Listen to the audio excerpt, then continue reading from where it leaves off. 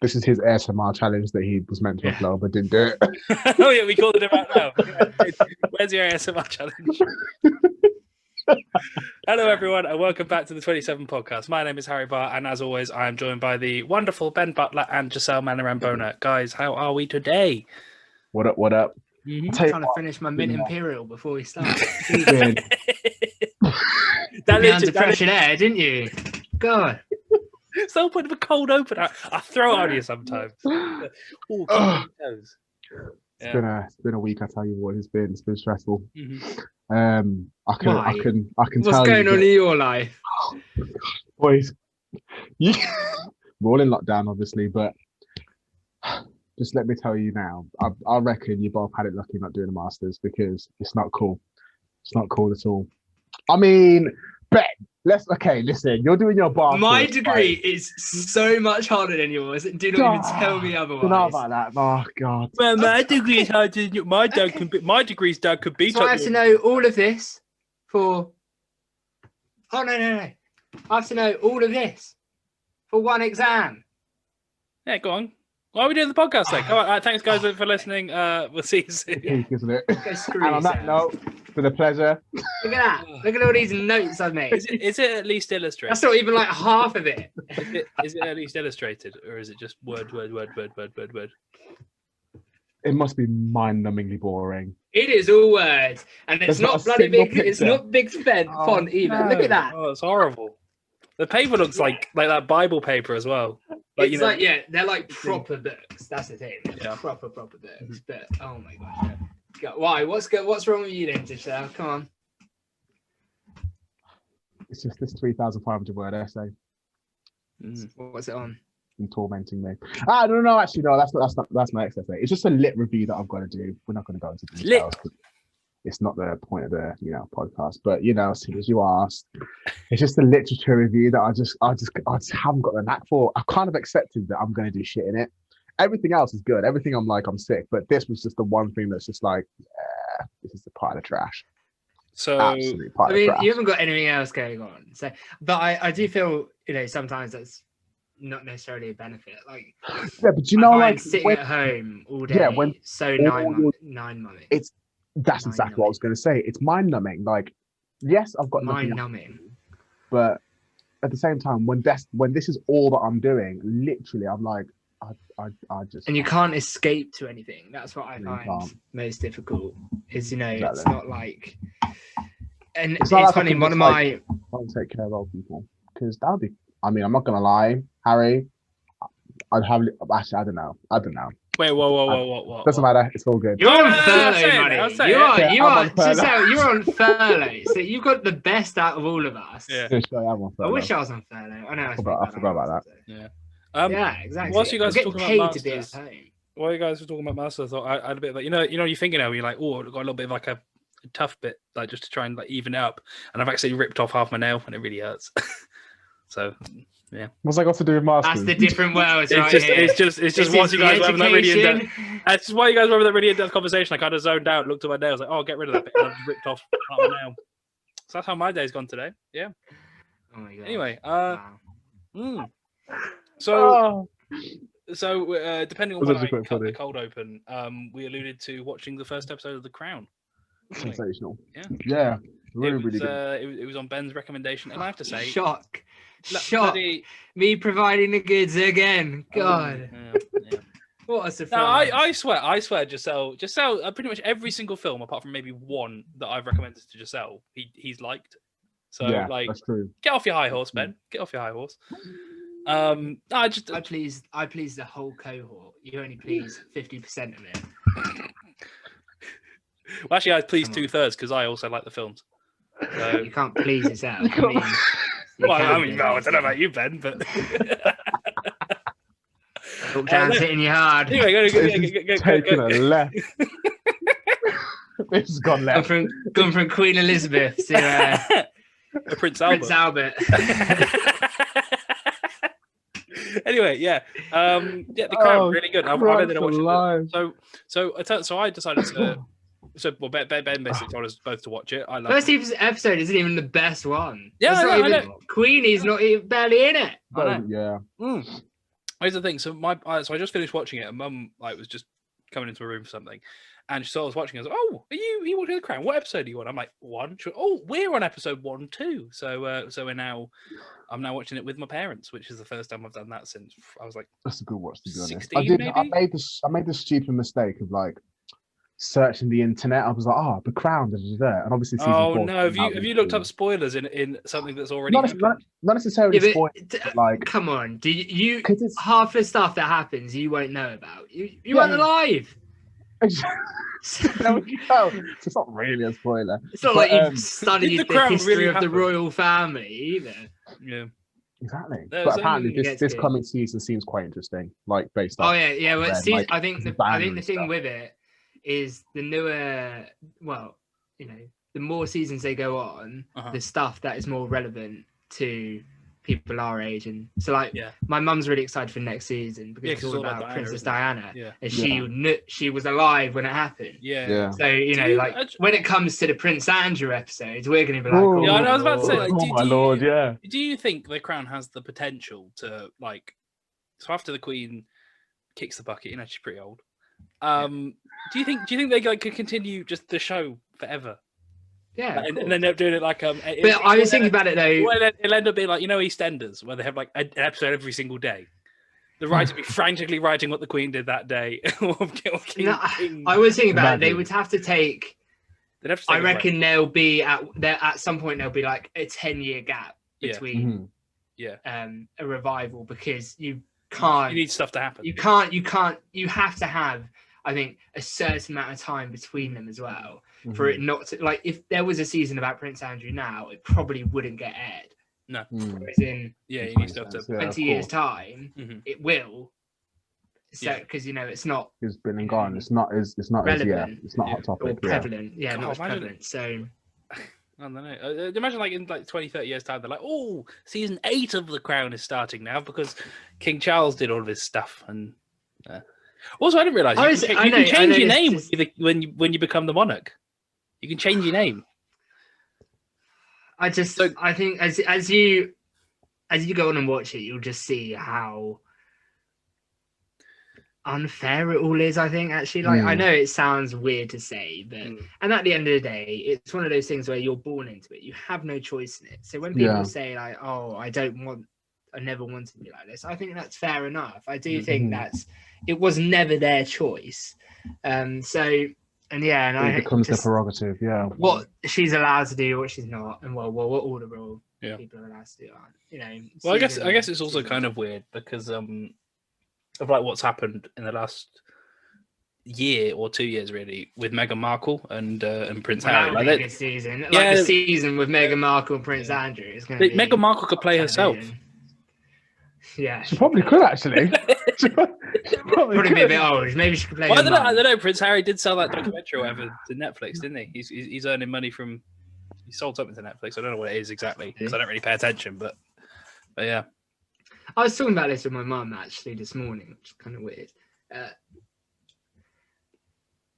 Do you guys ever fear the day the Queen dies? Not really. I don't fear it purely because it's gonna be very weird. It's gonna be a weird day. It sounds weird. I know what's gonna happen. But I'm almost excited. I'm almost excited to see what happens. Oh, I thought you were going to be excited to get days off. Treason! No. But the whole thing where kill the Queen. All the radios change and the TVs all change. That's a weird thing to experience. Everything will stop. Money's going to change because obviously, as soon as she dies, it turns to kings. I'm not sure. I'm not sure how true. I don't even know if he'll take it. Well, he might. Yeah, he could abdicate. Well, nah, Will can have it. But I remember. I imagine he's made that decision. I think it was 2017, 2016. But so the Queen was having a bit of a health wobble. So the Royal Mint decided to pre-print a whole bunch of King Charlie coins as well, just in case she did die, and they had coins ready to go in circulation of him. I just cannot believe that they're still going. Honest to God, it baffles me. Prince Philip is 99. 99 the Queen's 94. Also, how when you turn 100 years old, the Queen writes you a letter. Yeah. Do you think when Philip turns 100, You're right, Write him a darling. letter. There you go. Yeah, probably. Nah, but Send it in the post. No, that is you crazy. guys need to start watching more of the episodes. Well, I mean, I am. It's 7. Well, you're not. I watched the first episode. episode. Now I've doubled the amount of episodes I've watched in the last day. So I mean, Yeah. But you know what's crazy? Talking about what happens when the Queen dies is that obviously because we're young, we are inevitably going to live it. So it's just a matter of when. Do you know what I mean? But that is another thing, and it was really weird. Okay, so I was watching The Crown the other day, and then I got a Sky News banner through, and I was like, imagine if I was watching the show, and then I got the banner through saying the Queen's died. Like, how spooky! How spooky would that be? That was... I remember reading something like what actually happens. Apparently, we have like 12 days of official mourning or something. Or like, and like the BBC and I'm like, show comedy. Yeah, and I'm like, the shops are all going to close. I'm like, well, that's just lockdown. Oh, we're just going to have another 12-day lockdown. She better, if she is going to die, hopefully, give it a couple of years. Come on. Yeah. Yeah. It's just weird. Yeah. Yeah. No, I like the old royals. Yeah. They're cool. What would you? Okay, I was thinking about this. Imagine if you were bestowed with the title of Duke of. What would you want to be the Duke of? You could be the Duke of anything. The Duke of McDonald's. Dogs. Oh, dogs. No, I'm assuming I just take the Duke of my hometown, but that's great. I'm the Duke of here. I'm the boss. The Duke of Lincoln.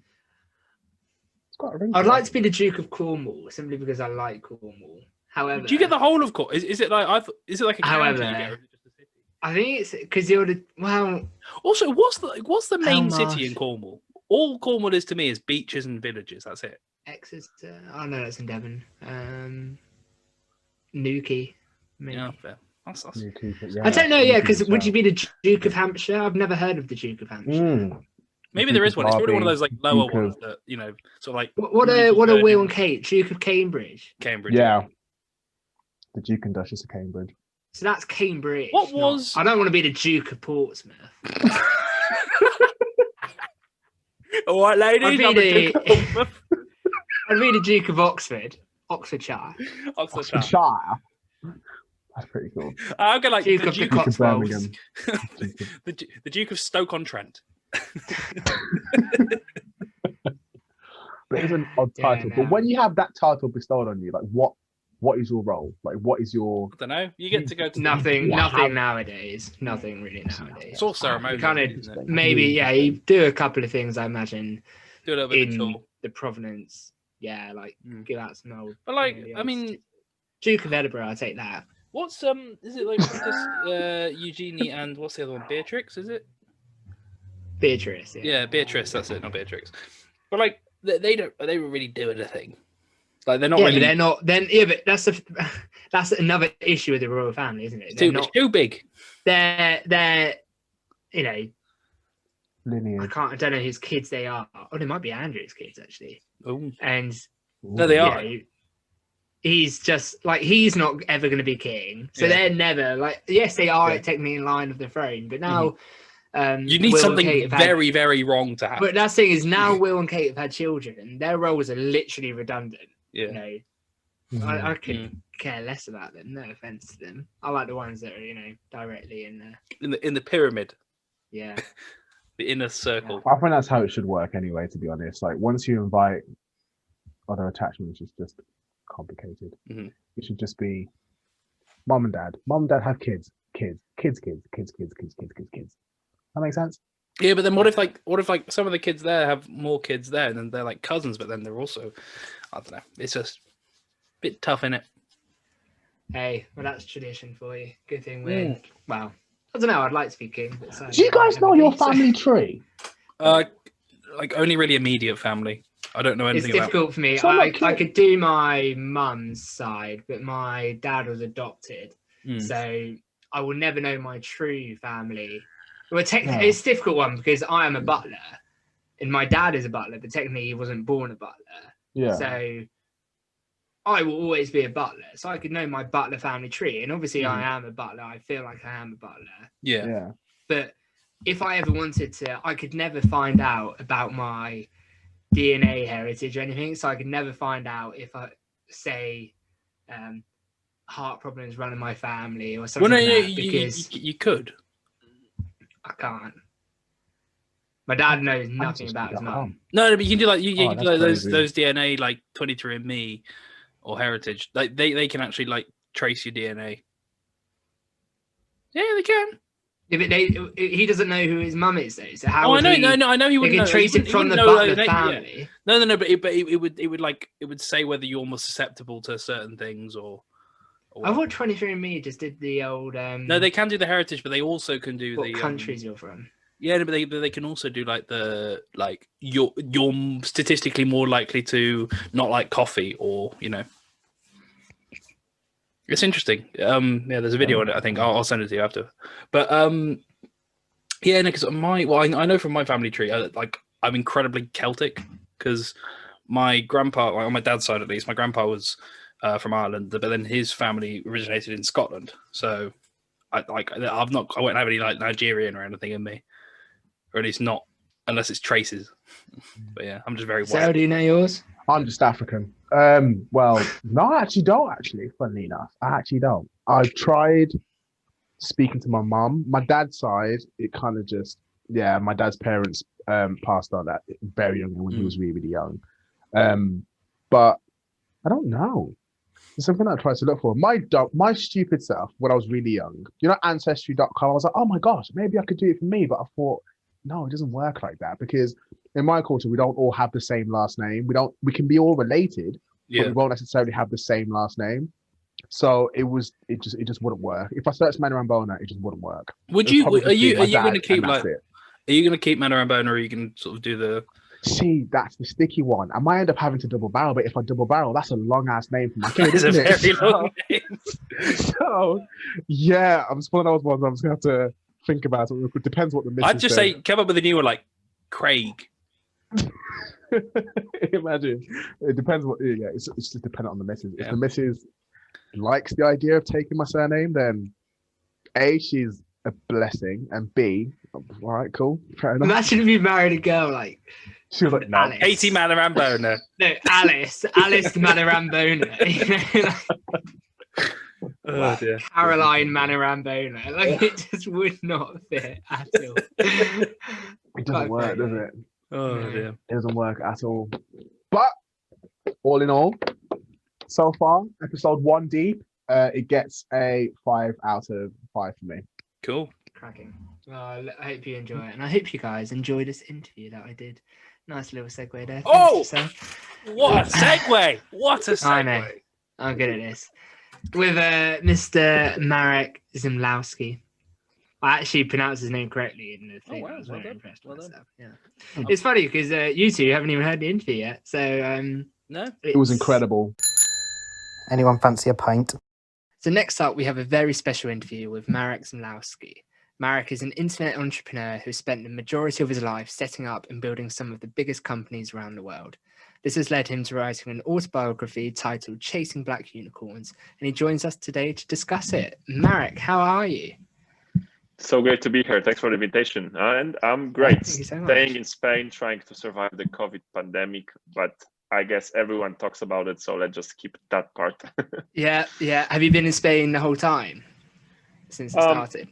I was in Barcelona during the first lockdown, which was an adventure. Because Spain was hit really, really hard. I know that was one of. It was hit pretty hard, and it seems to be hit again. So not the best times to be in. No. But they just released some information that the vaccine is on the way.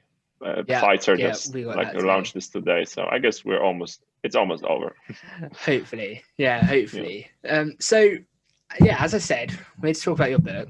I'll just show everyone. It's called Chasing Black Unicorns. Got it here. You have it so nice. Yeah, and I have to say it was a really interesting book. I didn't know much about yourself, or much about what the book, how I was gonna enjoy the book, and it was really what I found most interesting about it is just, I guess, actually before we do that, could you briefly summarize it for the people listening if they haven't read it? Do you reckon you could give a brief summary? Yeah, so the main part of the book is really around my adventures in Africa, in Nigeria, Kenya, South Africa, to be precise. Adventures which are business adventures and also personal adventures. in the last 9 years, I focused all my career in this region. I was working for a big investment fund called Rocket Internet. I think they're known in UK because they're the owners of HelloFresh. Are they? Okay. Yeah, and I was sent as one of the early employees, one of the managers, to start different e-commerce businesses on the sub-Saharan region of Africa by this fund. And it was crazy. Like 2012, 2013, we were building first online travel agency, first e-commerce website, and so on. And it was an amazing adventure in terms of how to build businesses in emerging markets, because in the end, the company ended up being one of the biggest e-commerce group, biggest in Africa, and did a IPO on New York Stock Exchange. So on the business perspective, it was an amazing adventure how to start from zero in an exotic country in a way, and make something big out of it. And I was part of this adventure, amazing one. But on the personal level, on the crazy level, is that Africa has also given me extremely dangerous experience, because after I moved on, built another company, invested in Couple, I got myself into trouble with some shady characters from Nigeria, let's put it this way, who tried to basically take over my company, which if you dig more into it, you will realize that in emerging markets, there's a lot of corruption and things like this unfortunately happen. So I was this victim of a scheme where you basically put someone to jail because you're bribing police to put an arrest warrant on you. And then there's only one way for you to get out of it. You're gonna sell your company for almost nothing. I was extremely lucky in this case. I was able to defend my case in legal courts in Nigeria, France, and Poland, and took me almost more than 2 years. But I ended up being on the win side, and that adventure, which has something to do with, like crime story, allowed me to combine this all into a book, which on one side is supposed to be a business insights book, but also a page turner, because some of the stuff that happened to me actually is pretty entertaining to read about. Yeah, and now I'm also laughing at it because I can already look at it from hindsight. Yeah, it really is. And obviously you stated there that you got into trouble, but I think what people should know is you're actually on the most wanted list. Interpol was the most wanted list, and had to kind of go through all of that as well. It is crazy. It's like you wouldn't even imagine how easy it is for you to become someone. And so essentially my name was on the Interpol most wanted list next to guys from ISIS, as crazy as it sounds. And that's another layer to the story, the Interpol abuse. Actually, there's one very famous case from UK, Bill Browder, who also wrote a book about it called Red Notice. He had some big issues with the Russian government. But the long story short is that Interpol is like Facebook for the police all over the world. And it has similar problems like Facebook. Facebook, just like Interpol, was built as a platform to connect people. Interpol connects police stations all over the world, and they have a very noble goal. Like, you don't want a criminal from one country just move to another and have a clean slate, start fresh. You want them to exchange information. The problem is, once you have so many users, so much content, anyone can post anything. Any police station can post any arrest warrant without even being checked if this is a legal one. Try your luck bringing down, let's say someone posted something about you on Facebook. They didn't have the right to do that, right? They posted something that you had rights to. If they don't want to take it down, it's going to take you years and hundreds of thousands of lawyers to basically take Facebook to court, right? And that's unfortunately a loophole also that Interpol has, where as long as you have, to put it in diplomatic terms, as long as you have influence over one small local police station somewhere in Nigeria, as long as they have internet access, they will be able to post it on the global system, and your name will be everywhere. And good luck taking it down if you don't have good lawyers, and good luck going to the Interpol HQ in France trying to fight for your case, because you will realize that there's thousands of people like you every week from many countries. And you either have a lot of money for very good lawyers, or you will do everything to get some media attention. So Interpol gives a higher priority to your case. Yeah, and I think it's so interesting to me. So just a little bit of background for you. I actually studied law, and I'm training currently to be a lawyer. Okay, nice. So I found that bit particularly interesting. But I think what you've kind of got the essence there of corruption and it being, within Interpol, and how, as you said earlier, these businessmen you're working for then are paying, the police to try and hunt you down and whatnot. from reading the book, it really struck me how bad corruption was in Africa. Like, I didn't realize how prominent it is. And there are, you know, often times where you speak about how you were driving your car and then the police would just pull you over and you'd end up, you know, paying 1,000, is it Naira, yeah. Naira, yeah. And it was quite a common theme. And it just, I know, and I think you also mentioned it in the book as well, that for someone, so for me, I have been to Africa, but I went to South Africa and I didn't really see corruption. I was on a school trip. You know, you mentioned about how people often get those emails from a Nigerian prince or some sort of prince asking for money and things. And so people kind of get that image of corruption from it. But then you've actually gone on and experienced it firsthand. Could you just briefly explain how you first found that? And have you sort of come to terms with it now? Do you sort of know how to get around the corruption in Nigeria and things like that?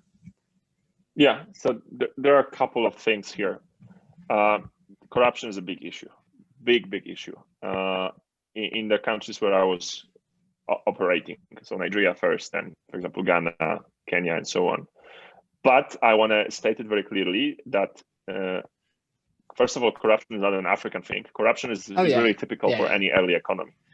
I mean, Poland in the 90s was as corrupt as probably Nigeria now, police corruption, and also ruthless business and people getting kidnapped and so on. It's typical for an emerging economy in a way.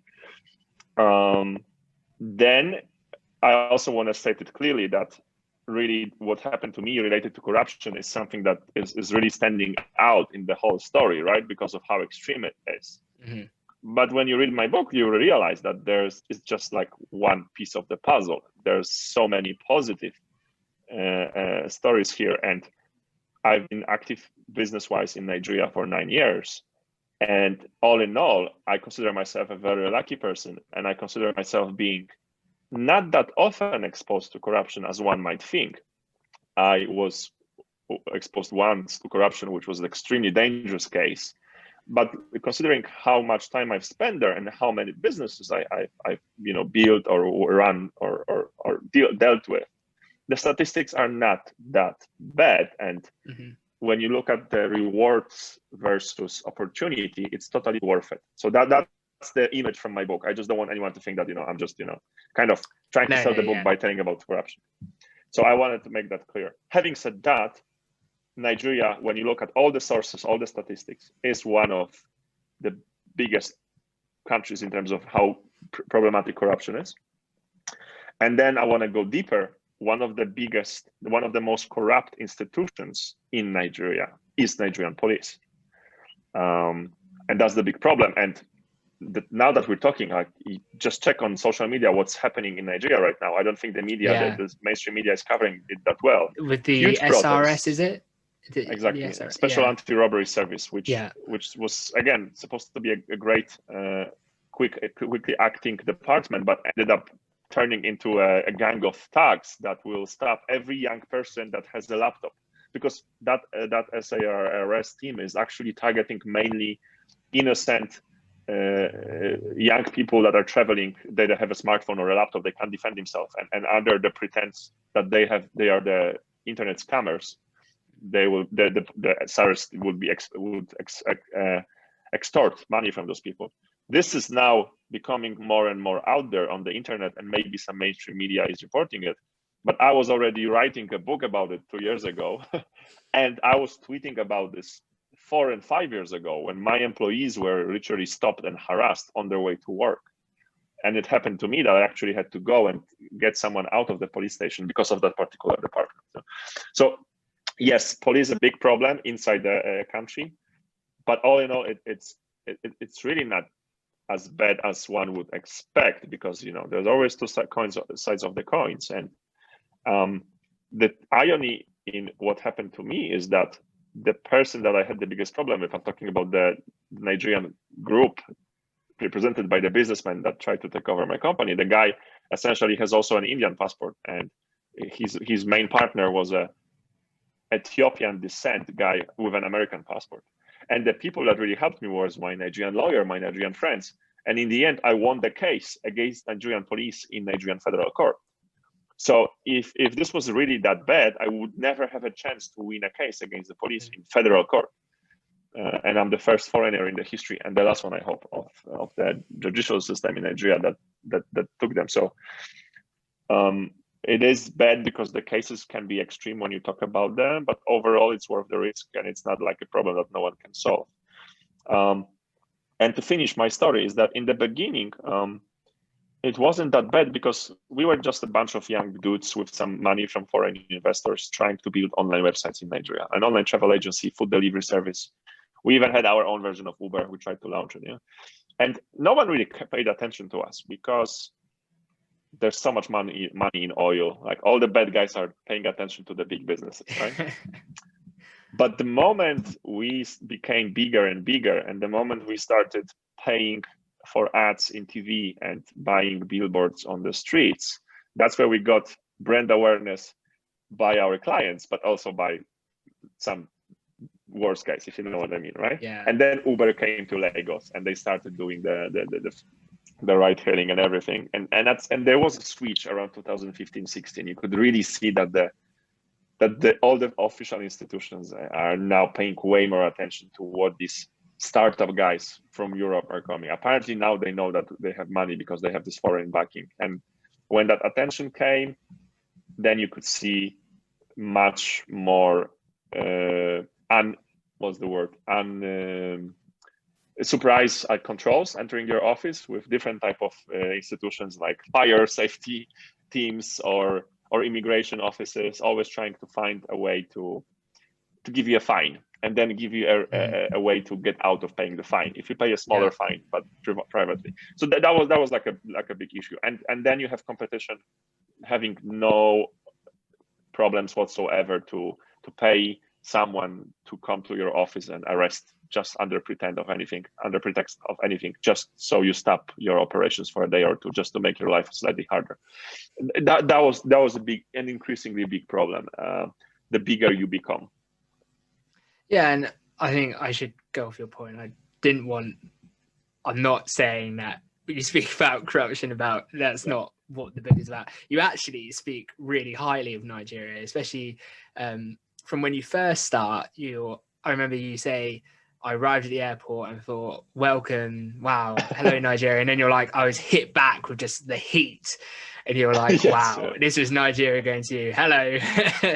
And I think you say, you're sat in your room and you're like, wow, should I be here? But then by the end, you speak so highly of it. And also when Pierre, the French guy, when ultimately you basically got kicked out, or that guy came in, and you spoke really highly about the staff you had who were Nigerian, and you wanted them to stay, and you were worried about either they were going to lose their jobs. And then when you set up Hotel Oga, and you brought some of them over as well.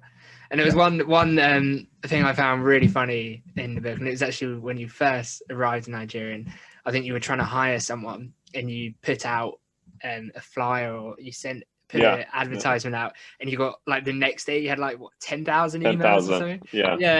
Like, I mean, it's so funny. People are really looking for jobs and whatnot, and was that a real wake-up call to you? Was that like okay? I mean, there's so many stories. You just when you come from Europe, because I was this typical foreigner that tried to move to another country and do some business. And it doesn't matter how experienced you are from your country of origin, considering it's a first world country, quote unquote, you can just throw half of your experience into trash, because the problems you're going to face there have nothing to do with the problems you're going to face in the UK when you're launching a new business. Which is why it's evening the playing field. Doesn't matter if you're experienced with a lot of money or unexperienced with a little money. You will find it super hard to compete with anyone, because, like I said, the experience is becoming irrelevant. And we were a very well-funded e-commerce group, essentially. But our biggest threat was not Amazon or Alibaba. Our biggest threat were the local Nigerian entrepreneurs. Because we started in Nigeria, then we expanded to other countries. The local Nigerian entrepreneurs that know how to do marketing much smarter with spending less money, getting more results, how to hire people and not overpay them, how to hire external companies to do some work for them and not overpay them. So the biggest threat was actually coming from the local smart founders. And it was super challenging to compete with them. It doesn't matter how well you funded you were. Because you speak of obviously the company that you went to go set up was a hotel business, or like Trivago and things. And you actually spoke about how Nigerians basically pretty much only use the internet on their phone. Like they all seem to have a smartphone. But were you saying, so am I right in saying then that not many have laptops? Did you find that a particular challenge to then, almost have to change the way you approach getting this company to become successful? Yeah, you have to totally redesign the whole product and the user flow. Everyone has a phone, and smartphone penetration is like growing increasingly high.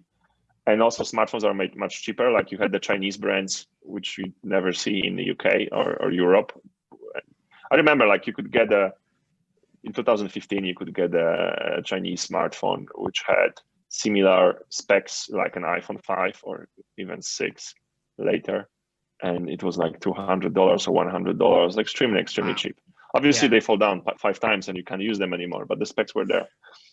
In Europe, you kind of are used to this approach that you have a laptop in work at home and you do everything which requires you more than 30 minutes of your time.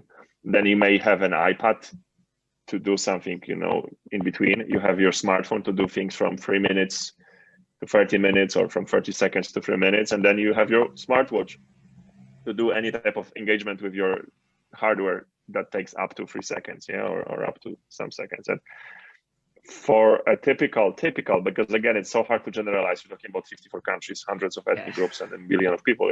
But if you want to generalize in a way, your top addressable market is that smartphone is that one device, which is the window to everything. Everything happens on a smartphone, from reading books to listening to audiobooks to consuming videos to doing e-education to buying stuff, everything.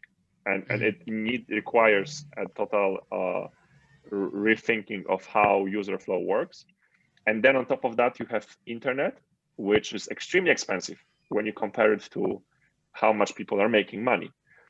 So how much data an app is using, something you don't even think about on a daily basis, is a go or no go for a user, whether you're going to use the app or not. Which is why Uber, Facebook, Twitter, and all those main apps have a dedicated versions for African or Latin American or basically emerging markets that use way less data, because data would make or break a success of an app. So again, something you would never think of when designing a new product or a service in the so-called first world. Definitely. And so I actually went and did a bit of research about you from further than the book as well. So you've had the opportunity to do, I think, a couple of TED Talks. Yeah. So firstly, what's it like doing a TED Talk? I think it's one of my life goals to do one. They look extremely fun, but also quite nerve-wracking. How did you find that? Yeah, so I think I did in total 3 TED Talks already. Super fun. I think I could even do more, but at some point you do it once, and if you do it well, you don't want to do it more, because you do it worse, they will remember the last one. I guess it was easier for me since I've done quite a lot of public speaking. I think I've done like more than 100 public speeches for more than 100 people before my TED Talk. So I guess I had that. Yeah. But obviously the stress was there because my first TED Talk was in 2014 and I was just learning to speak English properly, because when I moved to Nigeria, my English was coming from watching Cartoon Network and speaking in school. So I couldn't speak fluently. So when you watch my first TED Talk, you could see that my English is not that fluent yet. So that fact itself, having to speak in English, is a problem. Then what is amazing about TED Talks is that they really have a proper know-how of how to prepare the speakers. They will coach you before. They will make sure you know how to speak publicly. They will check your agenda. They want to see what you're going to talk about to make sure it's engaging. that was great. That was a really refreshing quality. And then I was speaking at the university in Ife, in Nigeria, and there was like thousands of students because they did it in the auditorium. Because obviously, students, it was for them a reason not to go to classes, so everyone wanted to come. So all my speeches were for 100 people, and this suddenly you have like 1,000 people sitting. So that was fun. And I also remember, again, challenges of doing business in Africa, power cuts. So I asked them, like, what happens if my slides got, the power gets cut, my slide's going to turn off and I'm going to get thrown out of my zone. Yeah. And they were like, no worries. It's not going to happen. Like, there's no power cuts here. And there was like 6 speakers, and guess at whose speech the power got cut. Obviously it was my speech, but I already was prepared for that. So and I also did the presentation without slides because I was really afraid about those. That's probably a good way to go about it. Overall amazing experience. I'm sure on one of them I watched, you brought up a really interesting topic. Actually, you spoke about stereotypes that the media creates, and especially about probably people in Africa. And you did a really interesting, you flicked through some slides and you sort of did this game of guess the country or the city. And it was really interesting to see how a lot of the African cities were really developed and really, fully forward, really. How would you say, did you go into, I know you mentioned in the book that before you arrived in Nigeria, you watched quite a few videos on Nigeria and whatnot, and to kind of, I guess, educate yourself and get an understanding of what you're about to experience. Did you go into Nigeria with the stereotypes that media has created in your mind, and then how would you say they've changed since you've lived there for so long? Oh yeah, I mean, all I knew about Nigeria really from school is that a bunch of British people colonized it, and that was bad.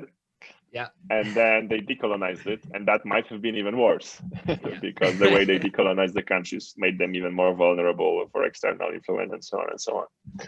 And then you Google Nigeria, and all you can read about is Nigerian scams and Boko Haram, right? So what can you really think about it?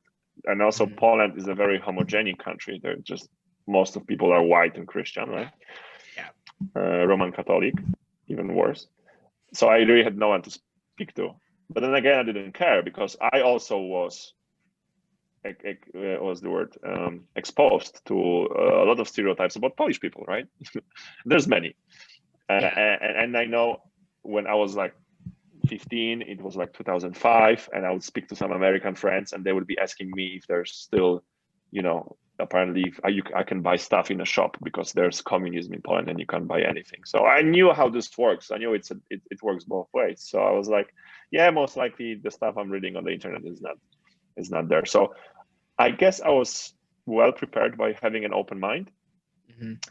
And then because I was like on the target of these stereotypes, being a Polish guy talking to German people or Americans who were ignorant towards where I was coming from. That really helped me to be humble and just accept what is coming and not get frustrated by the things which are different to me culturally. I always use this joke that goes, what's the difference between a tourist and a racist in Nigeria? A Nigerian friend told me that joke, and the difference is a week. And there's really a truth behind it, because if you enter a country with a totally different culture, it's not that totally different. You can actually say that we are closer to Nigerians. Polish people are closer to Nigerians than Polish people are closer to Japanese or Koreans. Way more similarities. But to get back to the main point is that once you are able to appreciate that just because some things are being done in a different way doesn't mean it's worse, it's just different. Although it doesn't make sense to you. Once you get through that stage, then you're good, because you'll be able to appreciate the differences and learn from them. Because I've seen way too many people who have become increasingly xenophobic, racist. What's the word? I don't remember the other word, but you know what I mean. The longer they were there, because they were just eating, the frustrations were becoming stronger and stronger. They didn't do anything about them. Yeah. And No, I think it is really interesting, and I think what even bigot is the word. Bigot is the word. Okay. I think to fully, it's really easy for especially a lot of the Western side to sit at home and label countries this, that, people this and that. But until you actually go experience something firsthand, you never know what something truly is. Just moving on, there's a quote in your book that I really, really like. And you basically say, maybe I'm no saint, but I always put honesty above everything. Is that something you live your life by? Is that a motto you live your life by? Or is that more of a business motto? Or yeah, that's something that gets me in trouble so many times because honesty is the best policy, though. Yeah, honesty and transparency, especially in business, because the more transparency in the company is, the less politics are, because everything is out there. Like you can't build gossip around it. And we have actually the company which we are building now. When we build our company values, I took that from a Ray Dalio book, Principles, called Radical Transparency. So we say that we're not transparent, we're radically transparent. Yeah. Because it really solves a lot of other problems. In life, people I guess don't appreciate when you're too honest. Yeah. Especially there are two ways. I mean, I actually have a lot of conversations about that with my girlfriend. Like it was one thing to be honest, and there's the other thing to how you communicate that honesty. Because you gotta watch out in how you are communicating the honesty in order not to piss off people or make them upset or offend because they pay attention to it. And I guess in the business sense, in the business sense, I think honesty is probably, to me, if I was to set up a business, I'd rather someone was completely honest in the business world, because you don't want to say I was bringing out a product. I wouldn't want someone to be like, oh yeah, it's good, when secretly didn't think that, because then there's no point putting it out on the market, is there? So I think, yeah, business honesty in business to me would be quite important. It solves a lot of problems. You can just, it becomes easier. I mean, you got to be aware that it's gonna put you in trouble many times. You're gonna burn some bridges. You're not gonna be able to do certain things that require a certain level of dishonesty. I'm talking about like sugarcoating, white lies, too much of marketing and so on. It's just much simpler if you just stick to this one rule. So I want to ask you this, okay? Because I've never had the opportunity to ask this. So you're a pretty successful person, reading your book, you can definitely see that. Would you say that all the success you have is self-made, or would you say there's luck involved? What do you think? Maybe a bit of both? I think there's many factors, and each plays a certain part.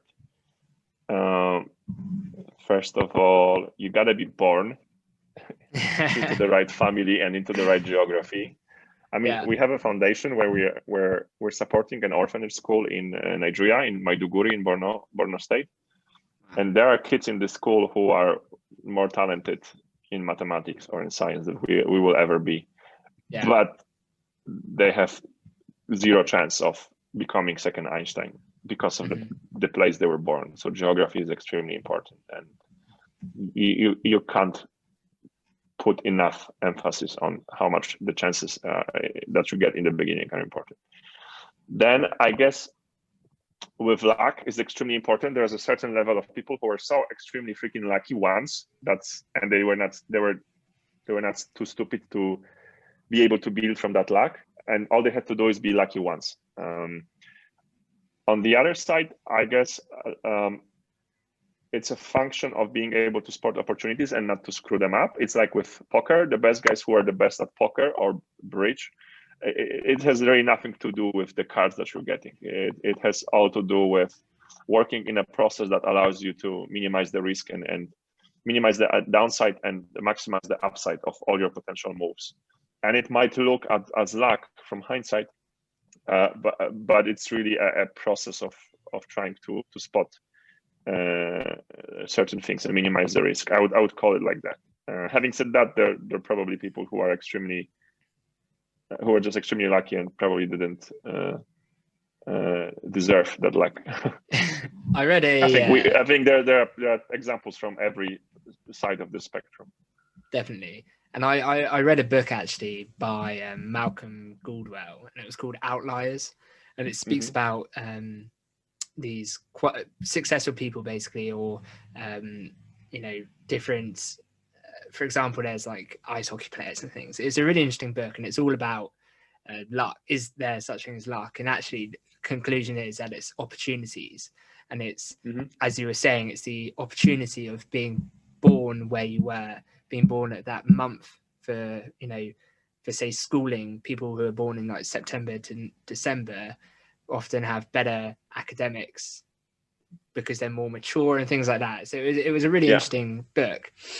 And I guess that is right. What you're saying is, for you, the opportunities that you were given have kind of made you who you are. And you can even go back to when you were studying at uni, and then was it your roommate or who came in with the sales job? Was it your roommate? Yeah, that was my roommate. Then you sort of took that opportunity, and I guess that was the stepping stone for you.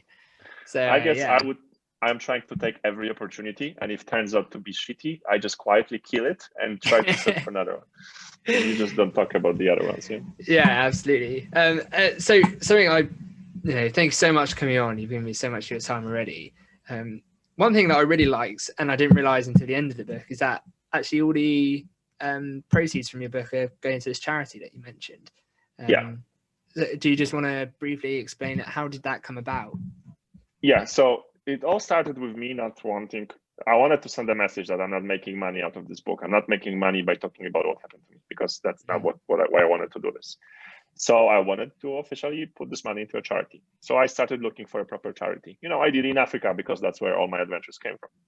And I approached the challenge of finding the right charity the way I'm approaching challenges in business as an investor or as an entrepreneur. Like, show me I'm approaching a business, a foundation, a charity like a business. I'm asking them to show me their P&L, the statements of accounts, how much money they're spending, how much value they're getting out of what they're doing, what's the sustainable result of their actions, and so on and so on. And oh my God, the rabbit hole I got myself into, because you just realize that not to speak too long about it, the charity model is broken, plain and simple. I mean, charities are not designed to get nations out of poverty. They're amazing to help a city that had an earthquake, but they're not able to solve a structural problem, because they become too big, they become too detached from the problem, and so on and so on. So I was like, I guess if I want to do this the right way, the best charity to invest in will be my own, because it's going to be an extremely small. It's just my money and some friends, and the money from the book. And maybe it's good that it's small, because you can do everything your way. There's more passion to it. It's your money, so you will look how you're spending, and so on and so on. And then when we wanted to find out a way who to help and how to help, that's where I actually approached the problem of luck. Because when you read the foundation manifesto, I like to say, like, we're trying to redistribute the luck in life. So we actually focus on the city of Maiduguri in Borno State, because if you're an orphan girl in this particular area of the world, you're probably screwed in any possible way in life. Like, you check all the boxes, like bad infrastructure, bad environment, bad weather, really little chances of success in life, financially speaking, Boko Haram, radical Islam. I mean, your parents are dead, and so on. And also my girlfriend came into the whole story, and she suggested, let's help empowering girls, because if you're empowering girls, you're kind of solving three things at once.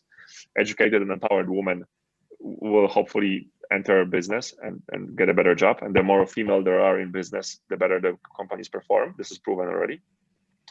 Then educated women will make sure the kids are also educated. So you're kind of you're killing two birds with one stone. And there's a big problem in poverty-stricken regions because of overpopulation, and families having like 15 or 20 kids, because they treat them as insurance policy. Because 15 or 20 kids are born, they assume that 10 kids will not survive. And obviously, if you're poor and you have 20 kids, you're going to be even poorer, and so on. So yeah, you're kind of making educated women pay more attention to not having too many kids. So you're solving in a way that overpopulation problem in those regions. And that's how we started. We found a school. We started absolutely from basics. Now we're building the second building of the school, because the school had like 300 kids and there was only one building. So maybe 50 kids at once were able to be in the class and the rest were sitting outside in the sun. So we're building second and third building. Then we're going to bring constant water supply, power supply to the school, then some furniture, then some books and laptops. And then the next step would be scholarships. And instead of, just like the charities are doing this, instead of helping once in a shiny way, like, look, we just gave them 100 meals or we just bought them laptops. Yeah. We're going to invest in a way of supporting that are not so easily communicated. You can't just put on social media what we have done last week, because the results will be seen in the years to come. When the girls that have a scholarship will finish primary school, high school, then maybe get an internship, get to a university that we're also trying to help them, and in the end become financially independent accountant or a web developer or whatever you wanted, and then hopefully be appreciative of what happened to them and then give back. So I guess the ambitious goal is in 10, 15 years from now to have at least a couple of those kids, girls to be precise, to finish the whole program and come back as an adult person, financially independent, back to the regions they came from, and do their own bit now. That's the ambitious, like a ripple effect. Wow, that is amazing. Honestly, that is really interesting. And it's, as you're kind of saying, it's a marathon, not a sprint. You can't solve these sort of things straight away. So yeah, well, again, thank you so much for coming on. Where can people find your book? Is it Amazon? Is it on there? Yeah, you can get Amazon, Audible, the usual suspects. And thanks again for allowing me to share. If anyone is interested in what I'm doing, the foundation, the book itself, you just can go to chasingblackunicorns.com, which is the title of the book, chasingblackunicorns.com, and everything is there. It's like a hub, one-stop shop for everything. The links to the book, the foundation, myself, and so on. It's definitely worth it, because not only is it really informative about business culture, but it's also pretty funny as well. There are some good stories in there that I don't want to say, because I don't want to ruin it for other people. But yeah, thank you so much for coming on. And I actually do have one final question for you. Yeah. So we have this segment we do. It's our interview process, which is called the Rusty Club. And to become a member, you have to answer this question, which everyone we've had on we've asked. What is your favorite Abba song? Abba song. Yeah. Okay. I know many, but the one that I love the most, because I know many of them. I'm really a fan of Abba. Oh, good. So am I. Money is not my favorite song. Dancing Queen is not my favorite song. Can you list a couple of others? I will tell you. There's Mamma Mia. There's Voulez-Vous. No. There's I have to get my phone out. Oh my goodness, I'm trying to think off the top of my head now. There's one. There was something in the air. Fernando. Yeah. Fernando. That's Fernando. I go for Fernando. Okay, great answer. And again, thank you so much for coming on. Everyone go buy the book, Chasing Black Unicorns. And we'll speak to you soon. Anyone fancy a pint? Wow, what an interview. Sense some sarcasm there, Harry. I haven't seen it yet. I'm going to edit it. I'm going to watch it first. But yeah. Got out of my way. I read a whole book, just to get this interview. Yeah. No, it was weird though. Interviewing on your own, it's a bit different. Just because, it's like David Letterman. I bet you were like, okay. How was it? It was just because, if I was didn't have a question ready for saying, I know that one of you would butt in with one, or have one yourself ready to. Whereas I was just like, oh my gosh, what's my next question going to be? What's my next question going to be? Yeah. Because you don't want to have those awkward silences. Mm-hmm. Yeah, it's weird. Weird feeling. But, this is also the first time we've we've ever recorded like just one of us. I mean, we've had interviews where just me and Ben are there, but like me and Joscel actually have no idea what this interview is going to be like until I'm editing. Not at all. So yeah, it's weird as well because excited to hear it. We've obviously interviewed about things and people before, but actually interviewing about like an actual like object like his book, it was really weird. And then like before I'd obviously read it, and then I had to go through and like pick out things that I wanted to talk about, of course, as well. Like it was really felt like Graham Norton. Weird. Well, he gets people to do it. Yeah, so when I get people to do it, yeah, that's fine. We are your people to do it. Me and just like have to read the book for you. But obviously he knows his book better than I do. He wrote it. So I'd be like saying something, and then he'd be like, "Oh well, yeah, this," and I'm like, "Oh, freak." Maybe look like a real idiot there. Yeah. Yeah. No, I think I composed myself well, and even managed to get the Abba song in there at the end. Also, I do love how you asked someone who's on like, was it Interpol's top most wanted people what his favorite ABBA song was. That's very brave. And he was like, "Oh, I love ABBA," and I was like, "Oh, brilliant." I still don't think we had anyone that doesn't like ABBA yet. We had Sarah didn't know who. Oh yeah. It would. I reckon she bashes to ABBA now. To be honest, we've heavily influenced her. The thing is like everyone knows who they are, and I feel like even if we asked you that question and you didn't, you probably just say Dancing Queen or Mamma Mia. Yeah. You're gonna know Mamma Mia. So yeah, I feel like there's definitely an escape answer if you're stuck. I have a question for you guys. Do you want to play a very quick round of the judges in session? Yes. No. Okay. Right, thanks guys. We'll see you next week. It's Jocel's fault. No, let's go. Okay, right. Let's go. Is it my turn to be judge? Oh, was it you? You are the judge when you bring the topic of discussion to the game. Oh, so I'm the one that's always brought the topic, but clearly Harry's brought one this time, so he's going to be. I don't know how this is the third time we played this. We still don't know the rules. Order! Get a grip of yourself, man. Okay, guys. My question for you is: if you were only allowed one piece of cutlery for the rest of your life, I would allow chopsticks as well. What would it be? And I need you to like give me the proper, obviously, argument for it. Some ground rules: you can't use a spork because that's cheating. That's literally. I was like, easy spork. So your options are a spoon of varying degree, could be teaspoon, tablespoon, normal spoon. Okay. Or a fork or a knife or chopsticks, because I'm feeling like inclusive of all the cultures. But yeah, so you'll have 2 minutes. You have 2 minutes from my off to write your thingy. Hang on. Right, you have 2 minutes starting from now.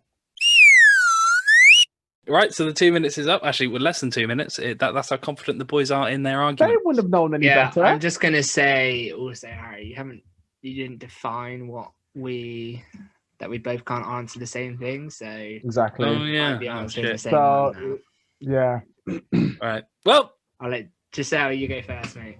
Okay, so just for the audience, could you repeat the scenario, your question, please, Harry? Okay. Time would have not really been a thing for them, but yes. You're only allowed to use one piece of cutlery for the rest of your life. You can't use a spork because that's cheating. But you can use either a knife, a fork, or a spoon, or some chopsticks.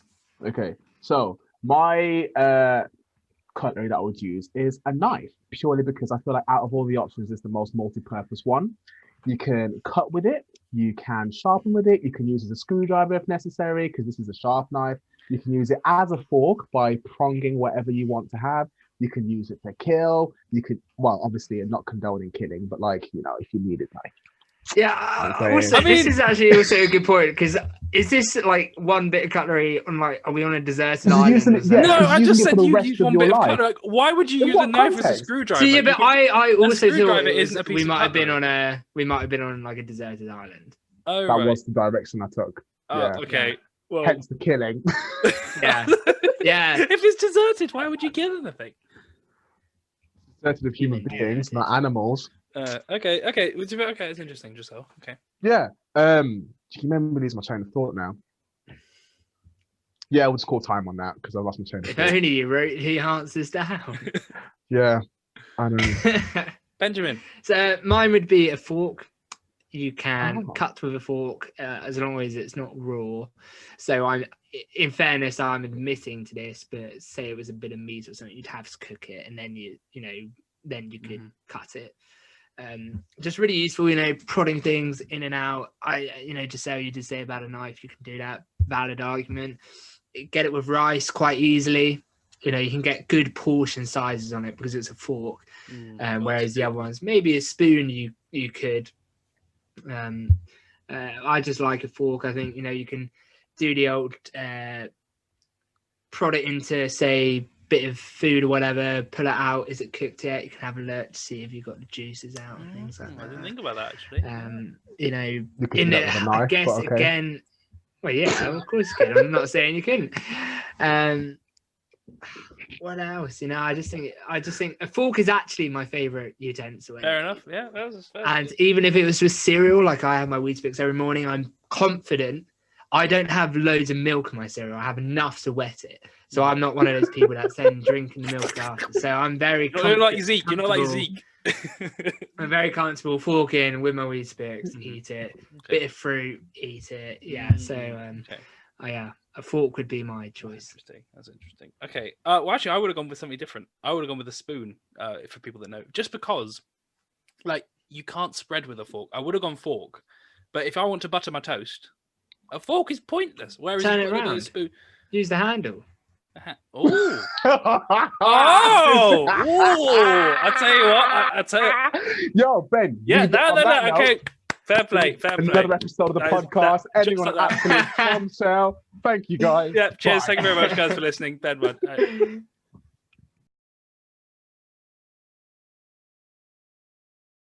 I can record again. No, you're not. I'll leave. What I'll do is I'll leave like a blank, like a 5-second blank bit. Where people just...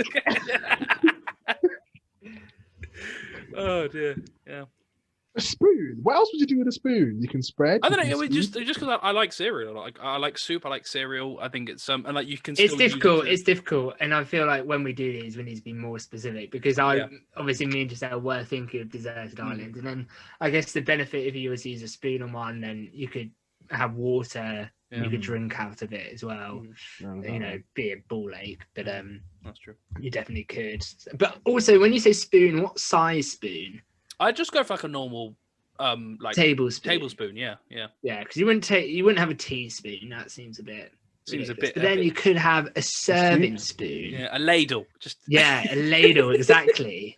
Try to get your mashed potato with it. But then you wouldn't be able to cut anything with that. Whereas you could with a tablespoon, you could cut. Yeah. God, there's so much stuff you have to think about. Also, that turn of the fork round thing, I genuinely blew my mind. Revolutionary. I know. You could also use it as one part of a chopstick if you wanted to.